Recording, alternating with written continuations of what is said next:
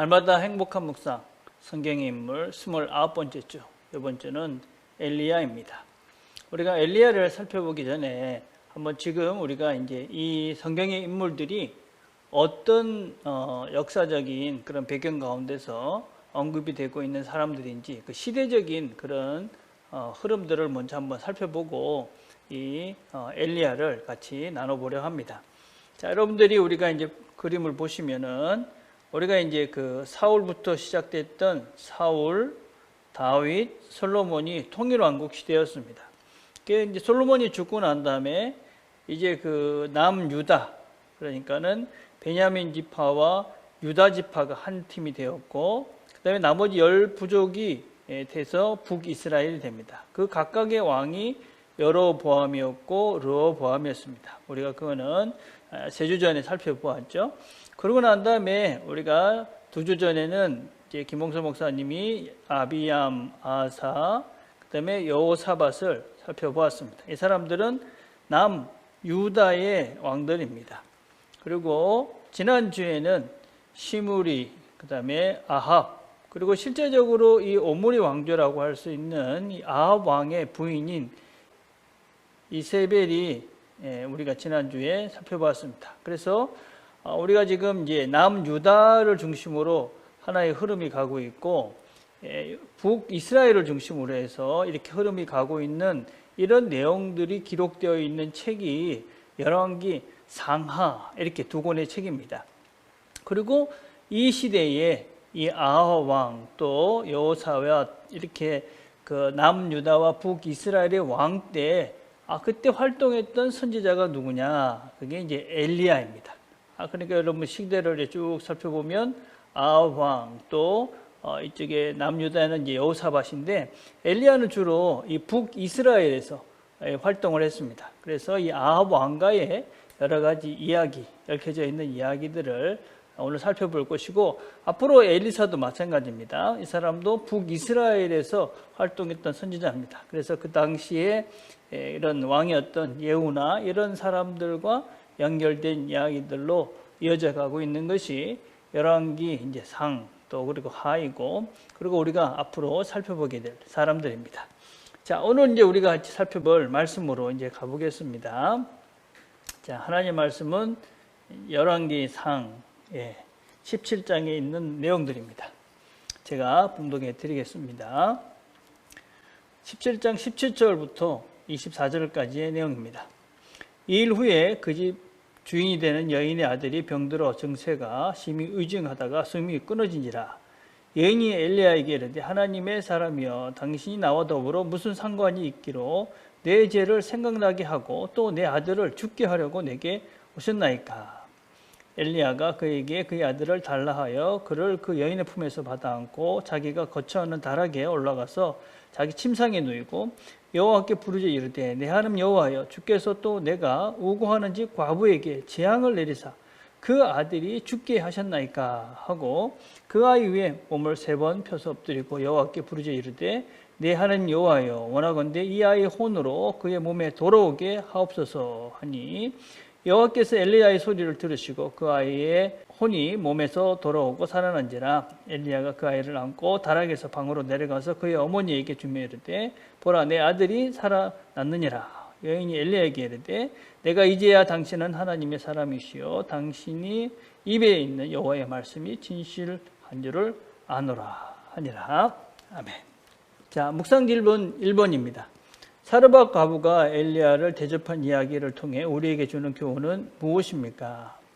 하나님께서 이 엘리야에게 이렇게 아합 왕 시대에, 이 이세벨 시대에 너무 우상들을 섬기고 그리고 그들의 정치가 너무나 혼탁했기 때문에 하나님께서 이스라엘 백성들 그 땅에 비가 내리지 않게 할 것이다, 그렇게 선포라고 말씀하십니다. 그러고 난 다음에 이제 선포를 하죠. 그리고 하나님께서 이 엘리야에게 너는 시돈 땅 사르밧으로 가라, 그렇게 이야기를 합니다. 그곳에 갔더니 이제 가서 이제 한 과부를 만나게 되죠. 우리가 잘 아는 이야기죠. 근데 그 과부가 이제 남은 음식이라는 것은 마지막 기름과 이제 밀가루 한 줌밖에 없습니다.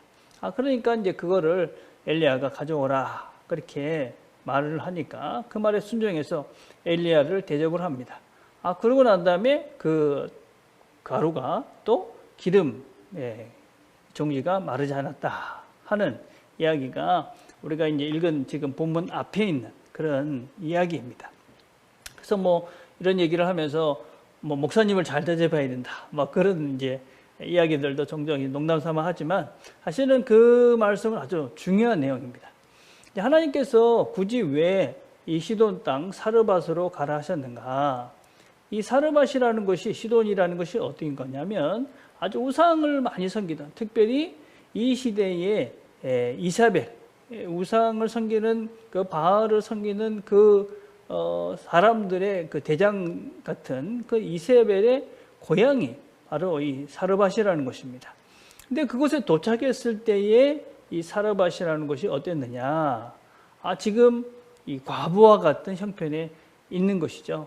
이제 먹을 것이라고는 다 이제 소진을 하고 겨우 이제 한 주먹밖에 남지 않은 밀가루, 한 번밖에 먹을 수밖에 없는 기름밖에 없는 그런 모든 것들이 다 떨어진 상태에 있었던 상황이 바로 이 우상을 섬기고 있던 이 사르밧이라는 땅의 형편입니다.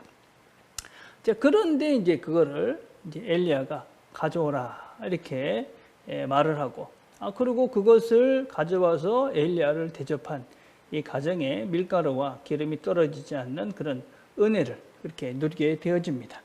자, 이 이야기는 우리가 이제 이 이야기 속에서 우리가 찾아봐야 될 것은 무엇보다도 이 이사벨이라는 사람이 이 우상을 열심히 섬기는데 그 우상을 섬기는 그 우상 본고지와 같은 그것은 지금 어떻게 되어 있습니까? 황폐한 것입니다. 하나님 말씀을 따라서 비도 오지 않고 여러 가지 이제 어려운 형편 속에서 거진 죽어갈 형편에 되어져 있는 것이 바로 이 사르밧이라는 우상을 섬기는 그 장소입니다. 그래서 하나님께서 그 땅에 이제 하나님 사람을 보내는 것입니다. 그리고 그 하나님 사람을 통해서 이 땅의 유일한 희망이 어디서부터 오는가 하는 것을 보는 것이죠. 그리고 그들에게 촉구를 하는 것이죠. 어떤 면에서는 이 사르밧 과부가 가지고 있는 마지막 한 움큼의 밀가루, 또 한 종지의 기름, 이거밖에 남지 않았는데 끝까지 그걸 붙잡고 살 것이냐, 아니면은 하나님의 사람의 명령에 순종해서 하나님의 그런 사람의 그런 말씀에 순종하는 새로운 삶을 살 것이냐라는 것을 그들에게 결정하도록, 선택하도록 그들에게 가서 하나님의 말씀을 전하고 있는 것이 지금 이 이야기의 핵심입니다. 하나님의 말씀에 순종할 때 그들에게 새로운 은혜가 임한다 하는 것입니다. 근데 우리가 오해를 하면 안 되는 것이, 은혜를 하는데 뭐 순종이라는 것이 전제되는가? 그런 것이 아닙니다, 여러분. 여러분, 이건 순종이라는 것은 어떤 대가를 위한 순종이 아니라 누구를 믿고 살 것인가 하는 것에 대한 결단의 순종이다라고 할 수 있습니다. 우리가 하나님을 믿는다는 것은 내가 이 행동을 함으로써 내가 그 대가를 내가 받을 것입니다. 그런 순종이 아니고, 내가 하나님 뜻대로 순종한다는 것은 내가 하나님을 선택합니다. 이건 좀 다른 것이죠. 선택합니다. 그래서 하나님께서 내가 하나님을 선택했기 때문에 내 행동에 대한 대가가 아니라 하나님을 선택했기 때문에 하나님께서 우리에게 은혜를 베풀어 주시는 것이죠. 이게 우리 믿음의 사람들이 순종해야 되는 순종의 기본적인 원리다 하는 것입니다. 우리가 이 땅을 살아가면서 계속적으로 무엇을 이렇게 붙잡고 사는가 하는 걸 보는 것이죠. 정말 이제 한 조각밖에 남지 않는, 한 움큼밖에 남지 않는 그 밀가루 조각을 붙잡으면서 그걸 끝까지 붙잡고 의지하고 살 것인가? 아니면 하나님께서 보내주신 사람의 말씀을 듣고 그걸 순종하며 새로운 세계를 시작할 것인가? 그것을 지금 묻고 있는 것이 바로 이 사르밧 과부의 이야기 속에 있는 메시지다라고 할 수 있습니다. 자, 두 번째 질문입니다. 여인은 아들의 죽음을 왜 엘리야 때문이라고 생각하고 있는 것 같습니까? 자, 지금 엘리야가 그 집에 갔습니다. 그리고 그에게 큰 은혜를 베풀어 주었습니다. 그런데 곧 있다가 아들이 죽은 겁니다. 그 아들이 죽고 나니까 이 여인이 이 아들의 죽음의 원인이 바로 엘리야다 그렇게 생각을 하고 엘리야한테 달려온 것입니다, 여러분. 여러분, 우리가 이 문제가 생기면 이 문제의 어떤 그런 원인을 어디서 찾느냐 하는 건 대단히 중요한 것이죠. 그렇죠? 근데 우리가 이제 종종 이런 이제 그 실수를 하는 것입니다. 우리가 어떤 새로운 하나님의 뜻대로 살려고 결정을 하고 결단을 하고 나면 문제가 생깁니다. 왜 그렇습니까? 그동안 우리가 살지 않았던 삶의 스타일을 이제 새롭게 시작을 하다 보니까 사실 여러 가지가 부딪힐 수밖에 없죠. 그동안 만났던 친구들을 안 만나고, 또 어떤 면에서 그동안 안 만났던 사람들을 만나고, 그동안 하던 행동을 안 하고, 그동안 안 했던 행동을 하고, 이렇게 여러 가지 변화를 갖다 보면 이런저런 문제가 생기는 것이 아주 당연한 것입니다. 그래서 우리가 어떤 사람들은 내가 하나님의 뜻대로 살락하는데 문제가 생긴다. 그건 정상인 것이죠. 그럴 때 내가 똑바로 좀 가고 있구나 이렇게 생각을 해야 되는데 왜 이런 일이 생기나, 하나님이 뭐 이걸 반대하시나, 이렇게 하면 이제 곤란한 것입니다. 자, 그리고 이제 또 하나 꼭 기억해야 될 것은 그 일이 결코 해롭지 않은 일이다 하는 것입니다. 그런 일들을 통해서 어떤 면에서는 그런 내가 보기에 하나님의 뜻대로 살려고 할 때 생기는 여러 가지 문제들을 통해서 우리가 더 확실하게 알게 되는 것은 하나님께서 나와 함께 하시는구나 하는 것을 깨닫게 되는 것이죠. 그래서 우리가 그런 삶의 어떤 결정을 하고 하나님의 뜻대로 순종을 할 때 생기는 문제들을 극복해 가면서 우리의 믿음이, 또 우리가 하나님을 더 깊이 알아가고 신뢰할 수 있는 자리로 나아가게 되는 것입니다. 자, 그래서 이제 3번을 봅시다. 죽었던 아들을 살린 사건을 통해 여인은 무엇을 깨닫게 됩니까? 엘리야는 무엇을 깨닫게 되었을까요? 자, 이 죽었던 아들을 데리고 옵니다. 그러니까 엘리야가 이 아들을 받아서 다락으로 올라가서 하나님께 기도합니다. 하나님, 도대체 내가 이 아이가 이렇게 내 때문에 죽었다 하는데 하나님께서 살려주셔야 되지 않겠습니까? 그렇게 간절히 기도하니까 하나님께서 그를 살려주십니다. 자, 이 여인이 그러고 뭐라고 이야기를 합니까? 여인이 엘리야에게 이르되 내가 이제야 당신은 하나님의 사람이시요 당신의 입에 있는 여호와의 말씀이 진실한 줄 아노라. 이제야, 이제 그전에도 이런 경험을 한번 했던 것이죠, 이미 그에는. 그런데 이제 또 다른 하나님에 대한 그런 신뢰가, 믿음이 생겼다, 그렇게 고백을 하는 것입니다. 하나님의 말씀이 진실하구나, 이런 걸 이제 깨닫게 됐다는 것이죠. 야, 여러분, 또 엘리야는 어땠을까요? 엘리야는 사실은 이 일이 생기니까 뭐라고 그럽니까? 하나님, 도대체 왜 내가 하나님 뜻대로 했는데 이런 일이 생겼습니까? 하고 하나님께 이제 불평스러운 그런 기도를 올리죠.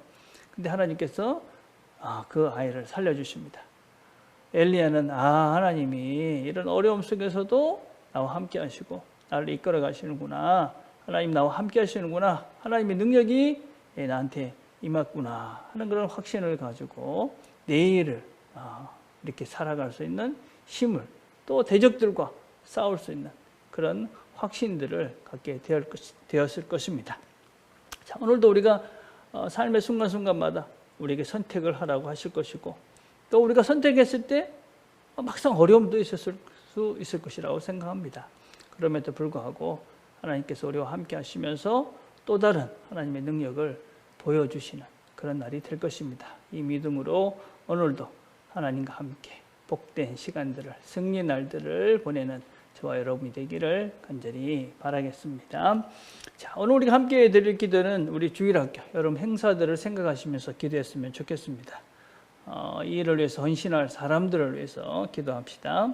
또 여러 가지 준비하는 과정 가운데 하나님의 선하심이 함께 하실 수 있도록 여러분들이 기도해 주시기를 바랍니다. 기도하겠습니다. 하나님 아버지, 감사합니다. 오늘도 함께 말씀을 나눴습니다. 하나님께서 엘리야에게 임하신 그 하나님이 지금도 우리와 함께 하십니다. 그런 믿음으로 오늘도 하나님을 선택하며 하나님의 뜻대로 살아가는 우리 모두가 되도록 은총을 베풀어 주옵소서. 예수님의 이름으로 기도드립니다. 아멘.